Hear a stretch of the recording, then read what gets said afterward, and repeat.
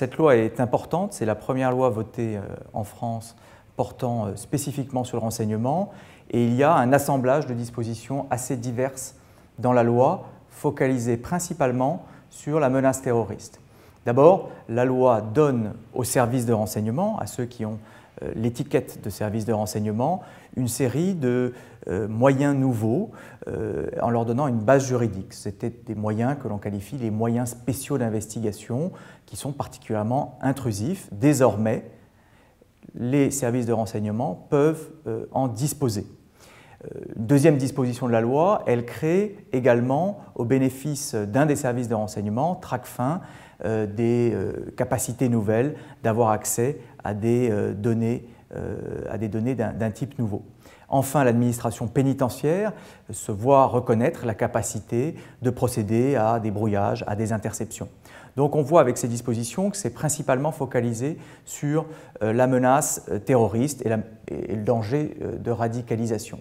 Deuxième point, la loi crée une nouvelle commission de contrôle, la CNCTR, qui aura la capacité de contrôler l'usage par les services de renseignement de ces nouveaux moyens spéciaux d'investigation. Il y a enfin un troisième point important, c'est le fait que les citoyens et les membres de la commission de contrôle se voient reconnaître la possibilité d'introduire un recours auprès du Conseil d'État. Donc on a là une loi extrêmement composite et qui officiellement porte sur le renseignement, mais qui en fait porte beaucoup plus sur la façon dont les services de renseignement peuvent lutter contre une menace particulière, le terrorisme. Dans un premier temps, la France sort immédiatement de sa situation de vulnérabilité dans laquelle elle était en Europe. Il n'y avait pas de cadre fixé par la loi pour les services de renseignement et pour leurs pratiques. C'est la fin d'une exception française.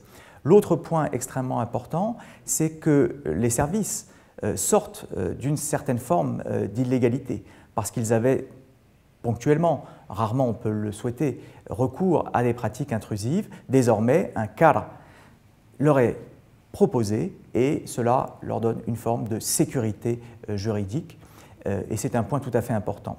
L'autre point, c'est qu'avec la loi, un débat public a existé. Un débat à l'Assemblée nationale, un débat bientôt au Sénat et un débat médiatique qui n'est pas inintéressant à observer. Il y a eu une véritable mobilisation d'une partie de l'opinion publique et d'un certain nombre de députés qui n'étaient pas tout à fait au fait jusqu'alors de ces questions-là. Et donc là aussi, il faut s'en réjouir pour l'amélioration de la perception de ce qu'est le renseignement et de ce que sont les services de renseignement. Et le débat a été aussi vif que le président de la République, craignant un blocage, a décidé de demander une consultation au Conseil constitutionnel. Parmi la critique la plus récurrente et la plus forte, on retrouve celle que le juge judiciaire n'exerce pas de contrôle.